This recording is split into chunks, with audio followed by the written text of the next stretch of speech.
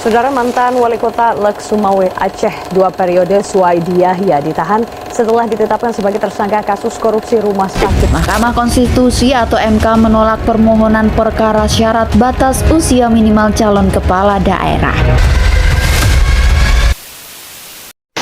Halo, selamat datang di podcast Dikala Hujan. Saya Artika Sari Dewi. Saya Garing Membaran Gune Santosa sebagai moderator di podcast ini. Hari ini kita akan berdiskusi tentang demokrasi. Tapi sebelum itu, kami akan memanggil teman-teman kita yang akan menjadi pembicara di podcast ini. Selamat datang!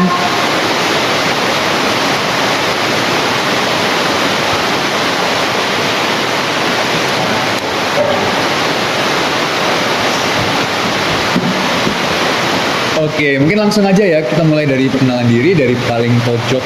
Halo, kenalin aku Jody Rafael, dipanggil. Aku dari Fakultas Bahasa Indonesia. Aku Sultan Sari Gunawan dari Fakultas Teknologi Informasi. Halo, aku Francisca, aku dari Fakultas Ilmu Kesehatan. Halo guys, aku Anna, aku dari Fakultas Ilmu Kesehatan. Halo, aku Fadila Maharani, biasa dipanggil Bila. Aku dari Fakultas Ilmu Kesehatan. Halo, aku Maudia dari Fakultas Ilmu Kesehatan. Oke, terima kasih teman-teman. Jadi di podcast ini kami akan diskusi tentang demokrasi. Kira-kira demokrasi itu apa sih? Kalau menurut aku, demokrasi itu merujuk ke kondisi dimana kayak orang-orang tuh punya rasa keadilan, punya hak yang sama. Misalkan kalau dalam konteks universitas ini kayak mahasiswa, dosen itu suaranya itu sama, katanya sama. Nah, jadi demokrasi itu ada terjadi di universitas itu. Menurut gue gitu sih. Aku mau nambahin, tapi aku mau jelasin dulu dari asal bahasanya itu dari bahasa Yunani kuno, yaitu demos dan kratos. Demos itu artinya rakyat, kratos itu adalah artinya pemerintahan. Jadi artinya itu pemerintahan rakyat. Kalau mau dijelaskan lebih lanjut tuh, demokrasi itu adalah suatu sistem pemerintahan di mana kekuasaan tertinggi itu berada di tangan rakyat. Begitu. Jadi demokrasi itu suatu sistem pemerintahan ya, di mana kekuasaan paling tinggi atau pemerintahannya di tangan rakyat ya. Ya, betul. Oke. Mungkin kita ngomongin lebih spesifik lagi deh, demokrasi mungkin di Indonesia. Karena kan kami menerapkan proses pemerintahan demokrasi juga kan. Tapi bagaimana kita bisa sampai di poin ini gitu? Kira-kira ada yang tahu mungkin sejarahnya demokrasi di Indonesia gimana? Aku mau jawab ya.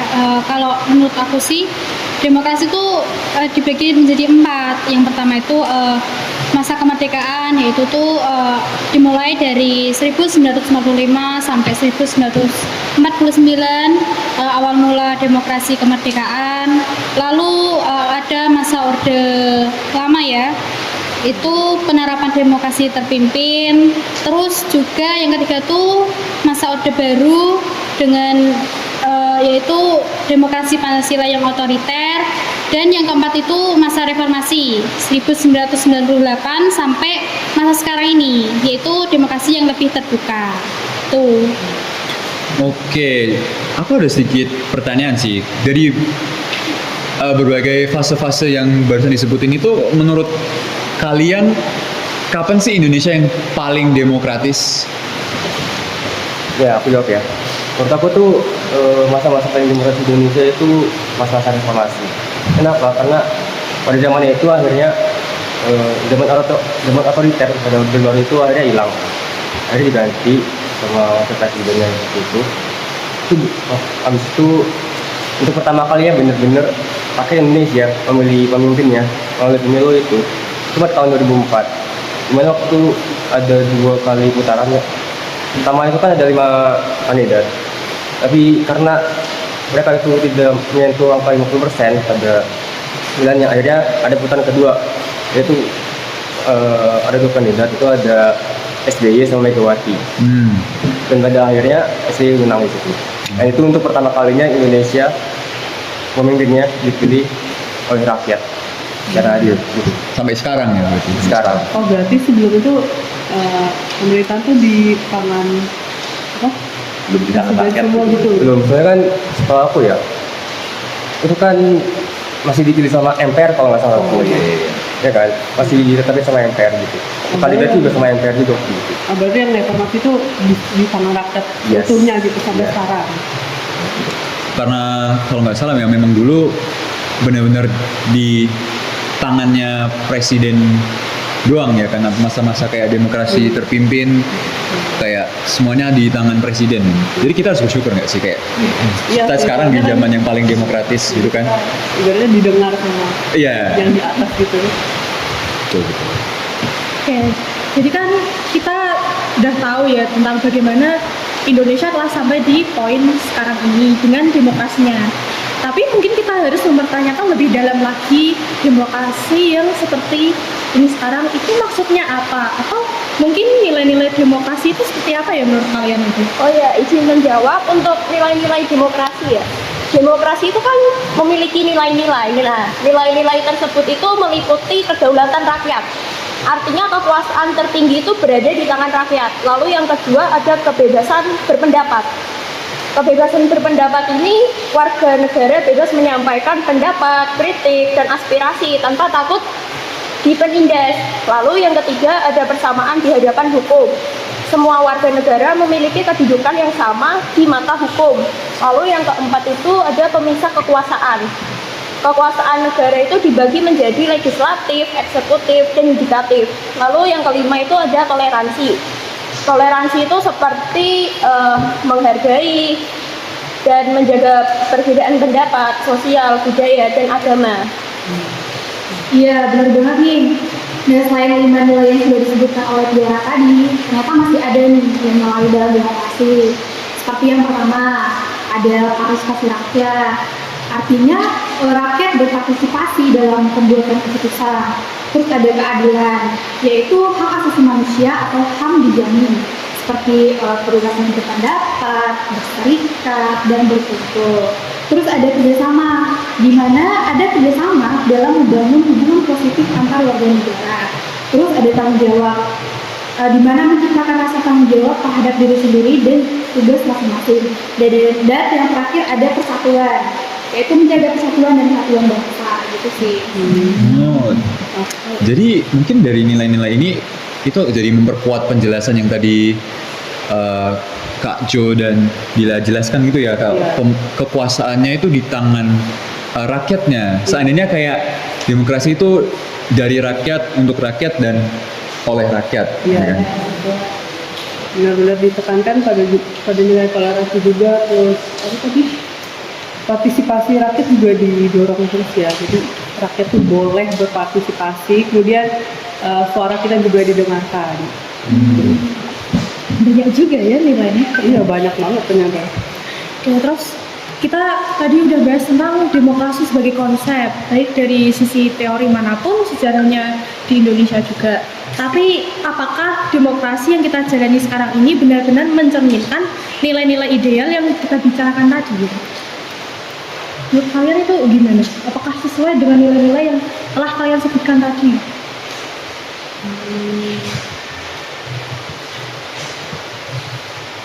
Oke, kita itu aja ngambil salah satu isu aja yang ramai dibahas ya.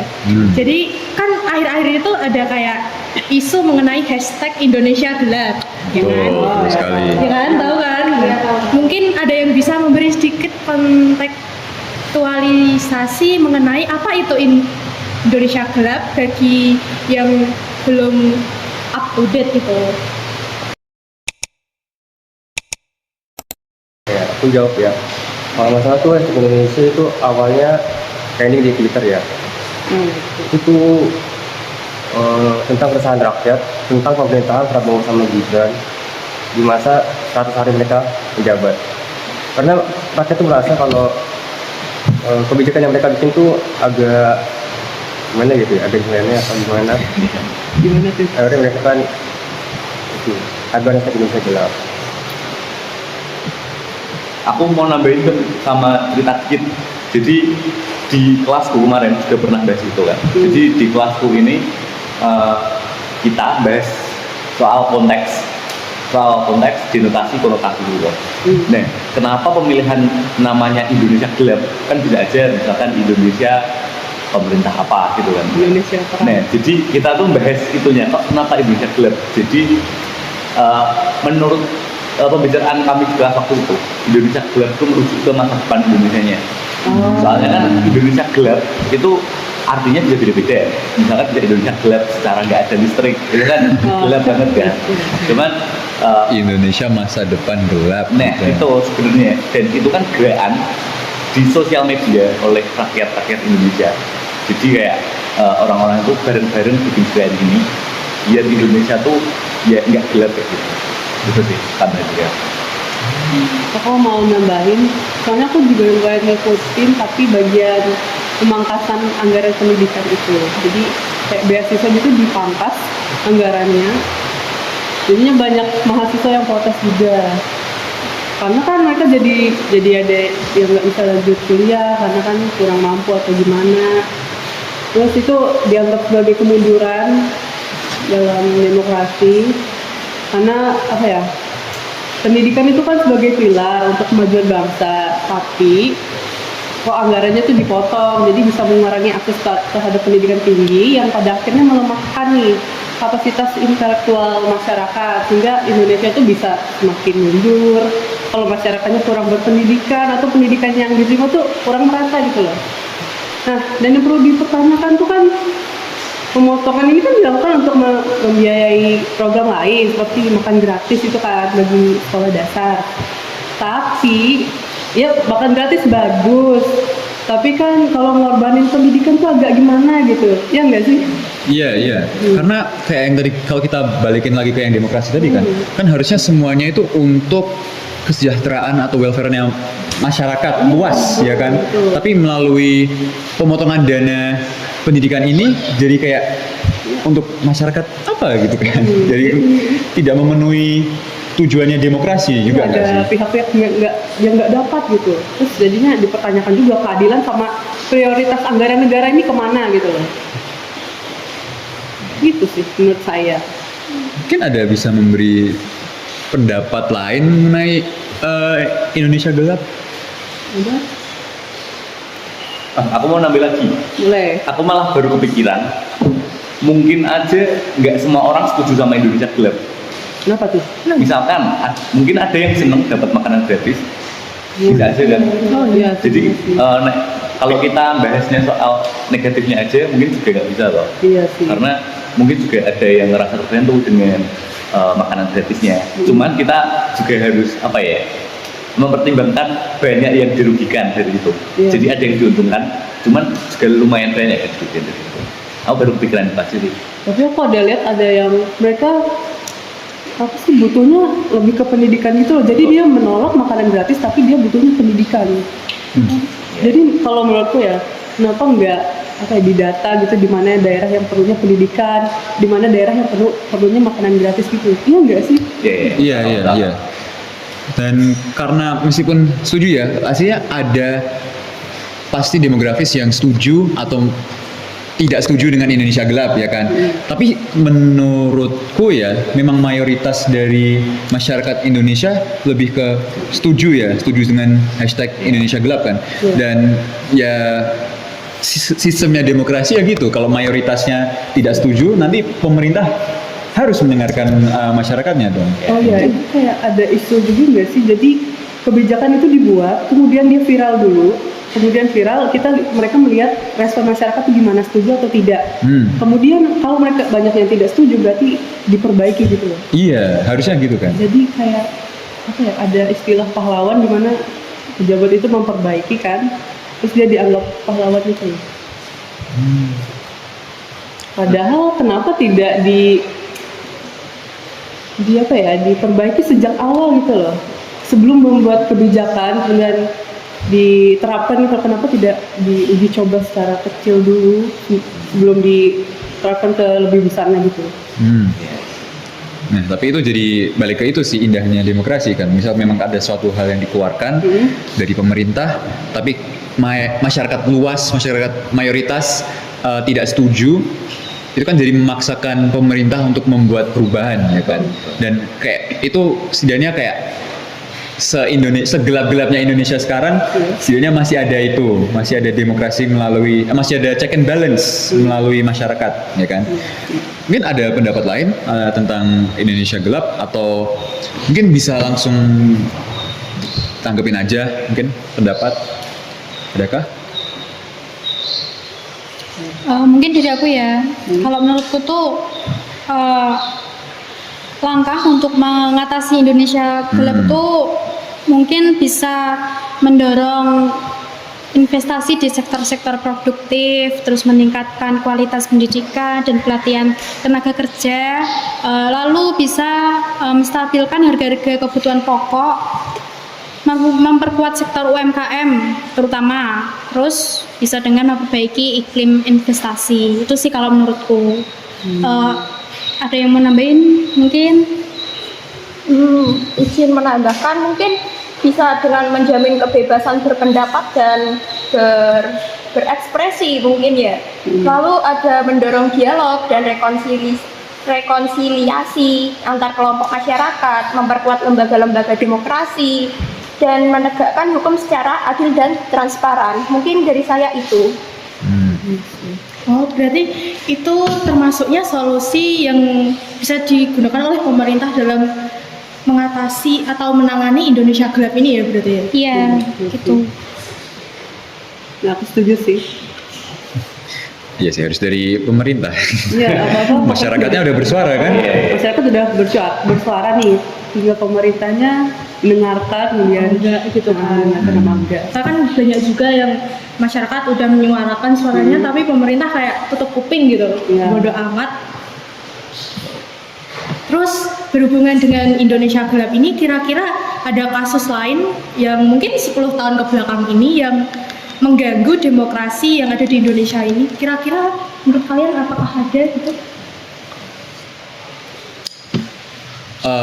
Mungkin aku mau menanggapi tentang ini ya. Tapi sebelum itu aku mau menjelaskan kayak kenapa ini kayak penting banget untuk kita pertimbangkan gitu loh. Kayak kenapa kita harus peduli dengan hal-hal yang mengganggu demokrasi di Indonesia sekarang itu. Soalnya kan tadi kita pas membicarakan sejarahnya Indonesia, dan tadi sempat nanya juga kan, kapan sih Indonesia itu yang paling demokratis, masa paling demokratisnya itu kapan? Dan kami semua tadi setuju kan, masa sekarang, reformasi sampai sekarang ini. Tapi kita sebangga-bangganya bilang itu, tapi sepertinya baru-baru ini sifat demokrasi yang kami banggakan ini lagi tergoyahkan gitulah, lagi ada gangguannya. Kalau aku mau membawa contoh ya, mungkin kami semua udah tahu ya kasusnya dengan Wapres Gibran ya. Apapun konteksnya, menurutku sangat keren sih, tiba-tiba batas usianya berubah, lalu tiba-tiba dia bisa menjadi calon Wapres dan sekarang menjadi Wapres gitu. Jadi menurutku itu salah satu kasus yang benar-benar mengganggu demokrasinya ini. Karena kalau harusnya salah satu nilai-nilai demokrasi yang kita banggakan itu yang tadi disebutkan, yang banyak banget itu kan tentang pemilu yang adil dan tidak ada campur tangan gitulah dari pemerintah atau nepotisme. Tapi sepertinya baru-baru ini ada kasus yang sangat besar mengenai itu kan. Mungkin ada yang lain yang mau nanggepin atau mau kasus lain? Kalau mau nanggepin yang tadi, berarti itu tuh kayak demokrasi itu makin lemah ya, karena pemilihan umum itu sepertinya tidak adil. Kemudian mengurangi, ada pemusatan kekuatan gitu. Iya. Ya, kemudian melemahkan kebebasan masyarakat juga. Aku izin nanti ya, malah mungkin gerakan Indonesia gelap ini itu malah mungkin bisa jadi akumulasi dari hal-hal yang disebut kemarin. Ya, misalnya tidak dari situ kan awalnya demokrasi itu sudah mulai runtuh ya. Terus makin kesini kok makin parah, terus makin gini. Terus makanya kan warga ini, rakyat Indonesia itu, terutama di sosial media, itu mereka merasa kok demokrasi mulai dari situ tadi, mulai dari pemilu makin kesini kok makin gak jelas ya. Makanya mereka mungkin perlu, harus ada gerakan nih. Makanya mungkin ada inisiatif tadi, mungkin betul. Ya, masuk akal sih kalau gitu. Ada mungkin yang tahu kasus lain gitu, yang mungkin baru-baru, yang panas-panas. Kalau kasus korupsi itu termasuk gak sih di ini? Oh iya dong. Masuk. Masuk ya kayaknya. Karena kan yang balik lagi tadi, harusnya apapun yang pemerintah lakukan itu untuk rakyat, ya kan? Tadi sudah bilang kan, oleh rakyat, dari rakyat, untuk rakyat, oleh rakyat. Nah, korupsi kan suatu bentuk gimana ya? Mengambil hak dari rakyat kan. Iya kan, yang harusnya untuk rakyat, tapi diambil diri sendiri. Baru-baru ini memang ada isu korupsi yang Isu korupsi. sangat bagus gitu. Mereka tuh nggak transparan tentang anggaran gitu, anggaran buat rakyat. Jadi mereka ambil tapi ya kitanya nggak tahu gitu. Ya, itu kan artinya tidak transparan.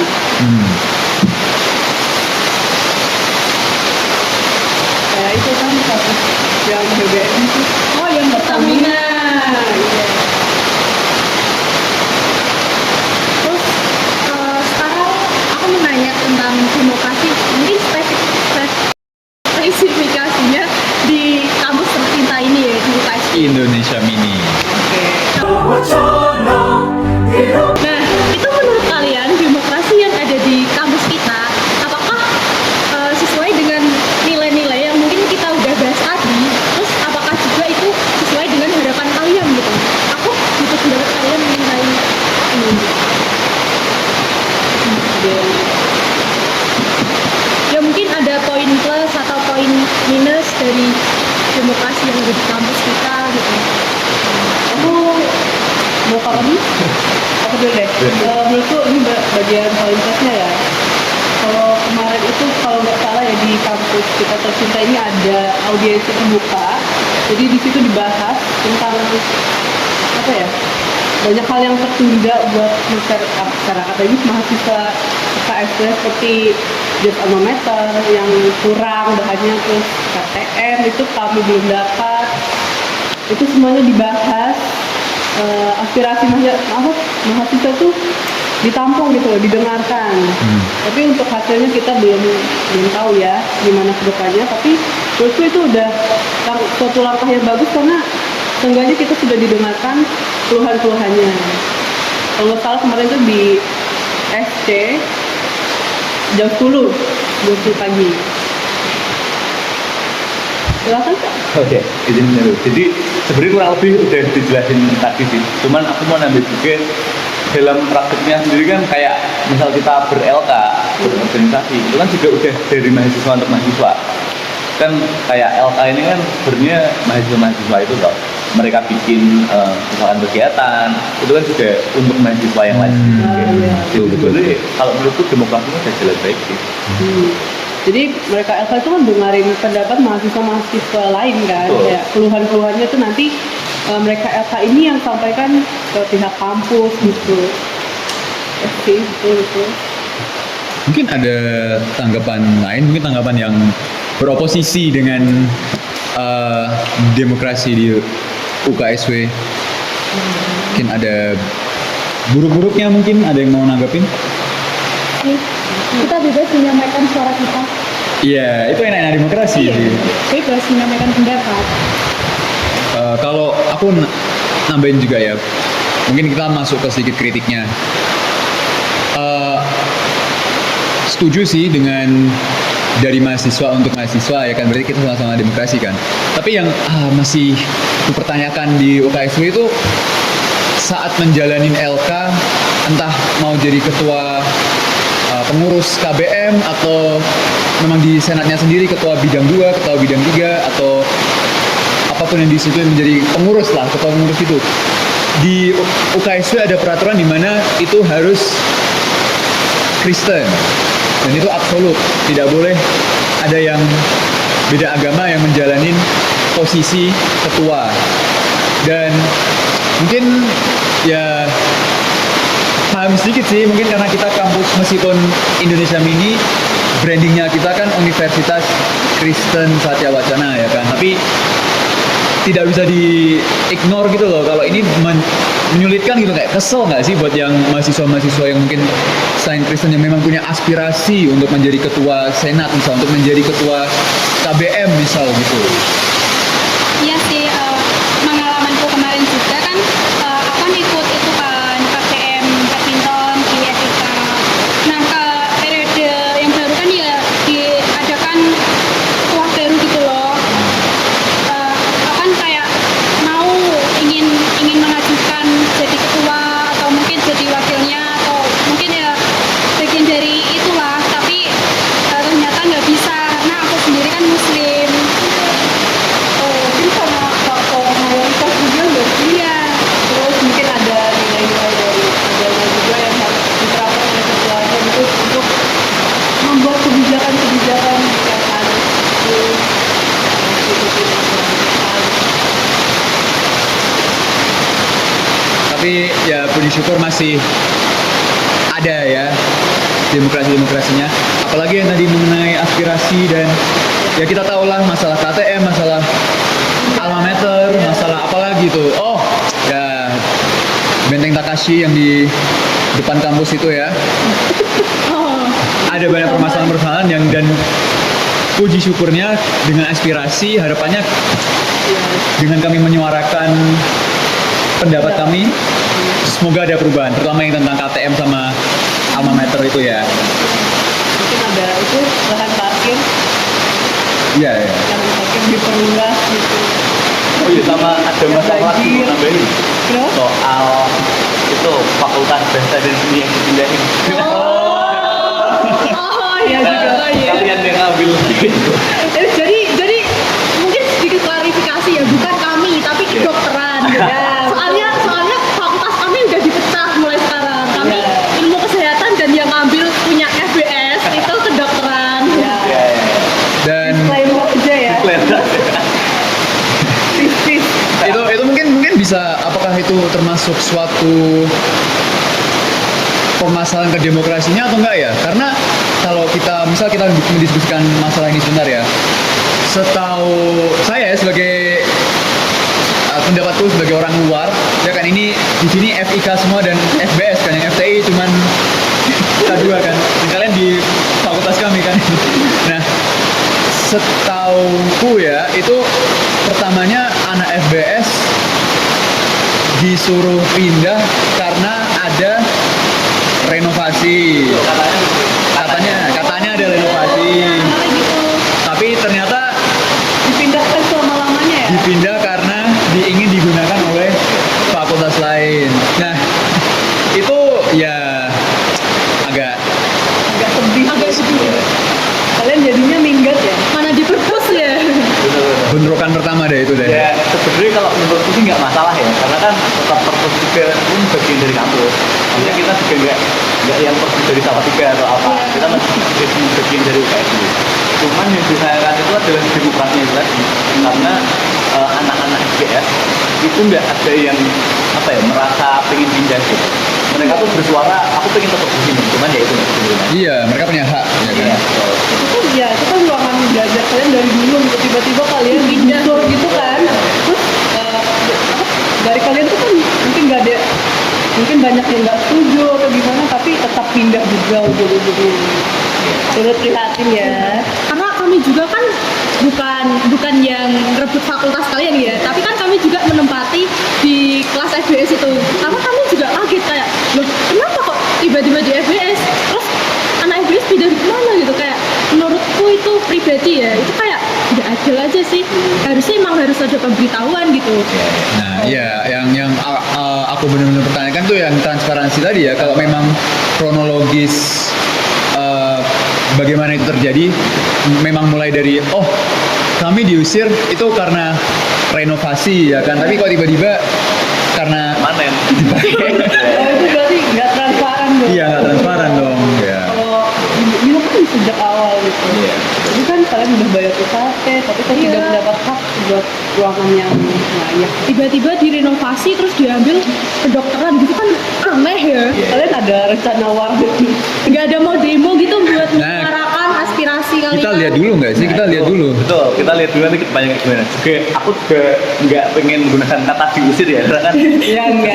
kesannya keras banget. Dipindahkan. Dipindahkan aja. sementara ya. Dan kita kan juga masih jadi bagian dari UKSW gitu, nggak kayak gimana aja. Jadi ntar kita lihat kedepannya gimana aja.